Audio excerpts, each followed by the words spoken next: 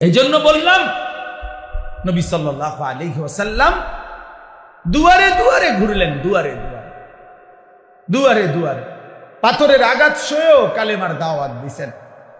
আবু জাহেল, আবু লাহাব খানায় কাবার সীমানা থেকে ধাক্কা দিয়ে আল্লাহ নবী সাল্লাল্লাহু আলাইহি সাল্লামকে বের করে দিছে, তবুও তিনি কালেমার দাওয়াত দিছেন। মানুষকে ফিরাইবার চেষ্টা করছেন। উটের পচা নারী বুড়ি পিঠের উপরে চাপায়া দিছে, তবুও তিনি আবার দাঁড়িয়ে আল্লাহর কথা বলছেন। শুধু বলেই গেছেন সর্বত্র, কভি আরশ পর কভি ফরশ পর, কভি উনকে দর কভি দর বদর, গমে आशिकी तेरा शुक्रिया, मैं कहां कहां से गुजर गया, कभी रास्तों में तन्हा, कभी हो गुरूद सहरा, मैं जुनू का हम सफर हो, मेरा कोई घर नहीं है। নবী যেন বলতেন, আমার কোনো ঘর নাই, কখনো উপরে কখনো নিচে, কখনো তার কাছে কখনো তার কাছে, কখনো দুয়ারে দুয়ারে। আল্লাহর পথে সমস্ত ব্যথা বেদনা, দুঃখ যন্ত্রণা, অপমান লাঞ্ছনা, প্রতিটা আঘাতের বিনিময়ে আল্লাহর নবী বলতেন, মাওলা তোমার শুকরিয়া, তোমার কথা বলতে গিয়েই আঘাত পেয়েছি, তোমার জন্যই রক্ত জড়িয়েছি, তোমার জন্যই লজ্জিত হয়েছি, গমে আশিকি তেরা শুকরিয়া। তোমার ভালোবাসার যত দুঃখ বেদনা সব সইলাম, সব কিছুর জন্য তোমার শুকর, তোমার পথেই বেইজ্জতি হয়েছে। এইভাবে নবীজি দাওয়াত দিছে। এই জন্য প্রিয় ভাই, আমার প্রথম কথা এটা, আজকের এই বর্ণাঢ্য আয়োজনে আমি দিল থেকে, আমার দিলের তামান্না ইচ্ছা, আমি বললাম এত সুন্দর এত বড় সড় আয়োজন, আরো যেন ফিকির সামনের দিনে, মূল ফিকির যেন হয় উম্মতের হেদায়েত, মূল ফিকির যেন হয় কওম মিল্লাতের পরিবর্তন। আমার এই যুবক কিভাবে বদলাবে, আমার এই কিশোর নওজোয়ান কিভাবে ফিরবে, আমার বয়স্ক বাবারা কিভাবে আখিরাতের পুঁজি বাড়াবে, আমার মা বোন কিভাবে পর্দানসীন হবে, আমার এলাকার, আমার পাড়ার, আমার মহল্লার, আমার দেশ, আমার জাতির এই ফিকির আরো কার্যকর কিভাবে করা যায়, আল্লাহ তাআলা যেন প্রিয় ভাই মাসুম ভাইকে এবং তার এই সঙ্গী সাথীদেরকে তৌফিক দান করে। আমরাও ইনশাআল্লাহ হায়াতে বাঁচতে এর জন্য যত পরামর্শ দিতে হয় আমরা দেব ইনশাআল্লাহ, আমরা সহযোগিতা করব। কিন্তু আমার দিলের কথা হলো এটা, শুধু যেন লৌকিকতা না হয়, প্রদর্শন। লোক হইছে বেড়া, একটা তুফান গেছে বেড়া, একটা তুফান গেছে না দোস্ত, এটা কোনো বিষয় না। আল্লাহর বান্দাদের দিলের হালাত কি হইছে, মহল্লার ছেলেদের অবস্থা কি হইছে, এটা দেখা উচিত। আমরা কিতাবে পড়ছি, হযরত হাসান বসরি রাহমাতুল্লাহি আলাইহি বলতেন, এক বড় বুজুর্গ ছিলেন জগৎ বিখ্যাত, তিনি বলতেন, আমরা যখন আমাদের জামানায় জানাজা পড়তাম, তো আমরা জানাজার মাঠে গেলে সকলে এই পরিমাণ কাঁদত, ওই লাশ দেখে নিজের কবরের ভয়ে, মৃত্যুর ভয়ে। উনি বলেন, আল্লাহর কসম কেউ বলতে পারত না স্বজনটা কার।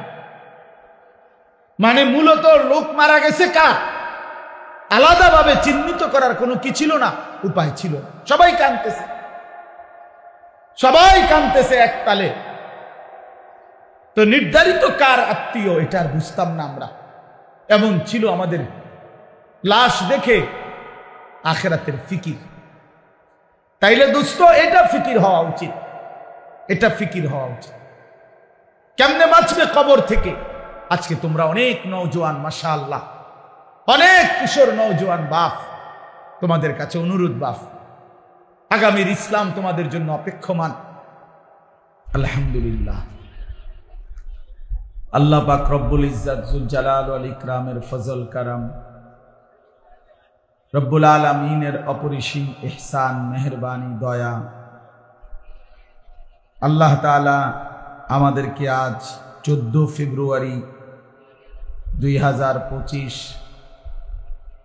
রোজ শুক্রবার কুমিল্লা জেলা তিতাস উপজেলাধীন 2 নং জগৎপুর তালুকপাড়া সকল কবরবাসীদের রুহের মাগফিরাতের উদ্দেশ্যে 2 দিন ব্যাপী তাফসীরুল কোরআন মাহফিলে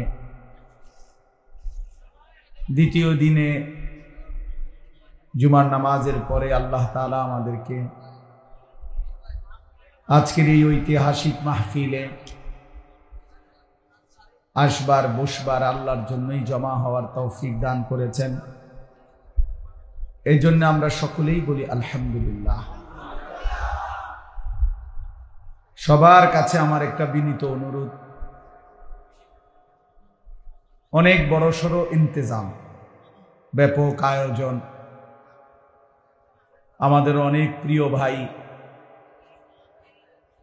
জনাব আশিকুর রহমান মাসুম ভাই অনেক আগ থেকেই এই মাহফিল নিয়ে আমাদের সাথে কথাবার্তা বলছেন, দাওয়াত দিয়েছেন,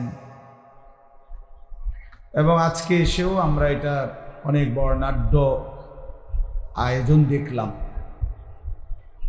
কিন্তু এই সমস্ত আয়োজনের মূল মাকসাদ কিন্তু আল্লাহর কথা শোনানো, কোরআনুল কারীমের কথা শোনানো, আল্লাহর বান্দাদের কাছে আল্লাহর কথা পৌঁছানো, এটাই মূল মাকসাদ। আমি ওনারে বারবার জিজ্ঞাসা করছি ব্যক্তিগতভাবে মাসুম ভাইকে, অন্য কোনো উদ্দেশ্য আছে কিনা? উনি বলছে, না হুজুর, অন্য কোনো উদ্দেশ্য নাই, আমার আল্লাহর জন্যই করা, আখিরাতের আশাতেই করা। তো অনেক নওজোয়ান ছেলে আলহামদুলিল্লাহ খুব কষ্ট মেহনত মুজাহাদা করতেছে। আমি সবার কাছে অনুরোধ করছি, সবাই যদি আমরা যার যার জায়গায় একটু চুপ হই প্রত্যেকেই, তাইলে ইনশাআল্লাহ কিছুটা সময় আল্লাহর কথা যদি মনোযোগ দিয়ে শুনি সকলের উপকার হবে। হই হুল্লুর করলাম, হাঙ্গামা করলাম, তুফান তাফান করলাম, বিনিময়ে নিজের জন্য কিছুই গ্রহণ করতে পারলাম না, দিলের মধ্যে কলিজার মধ্যে কিছু জমলো না, আখিরাতের কোনো ফিকির আসলো না, তাইলে কি লাভ হইল বাপ? এই লক্ষ লক্ষ টাকা খরচের মাকসাদ কেমন অর্জন হইল? কোরআনুল কারীমের মধ্যে আছে, নবীগণ মানুষকে যখন আল্লাহর দিকে ডাকতেন তখন ওনারা এটা বলতেন, ইন উরিদু ইল্লাল ইসলাহা মাসতাতাতু। সমস্ত নবীগণ এটা বলতেন যে, হে আমার জাতি, দিবা নিশি তোমাদের আল্লাহর দিকে ডেকে আমার একটাই উদ্দেশ্য, আর কোনো উদ্দেশ্য নয়, শুধুই ইসলাহ, তোমাদের সংশোধন, তোমাদের জিন্দেগির পরিবর্তন, মাসতাতাতু, আমার সাধ্যের সবটুকু দিয়ে। তাহলে প্রত্যেক নবী তার সাধ্যের সবটুকু দিয়ে চাইতেন উম্মতের পরিবর্তন, ইসলাহ, সংশোধন। হাদিসের মধ্যে আছে, আল্লাহর নবী সাল্লাল্লাহু আলাইহি ওয়াসাল্লাম সাহাবায়ে কেরামের কাছে বলছেন যে, সাহাবীরা, আমার এক এক উম্মতের প্রত্যেকটা ব্যক্তিকে জাহান্নাম থেকে বাঁচাইবার জন্য আমি রাসূলের ফিকিরটা এমন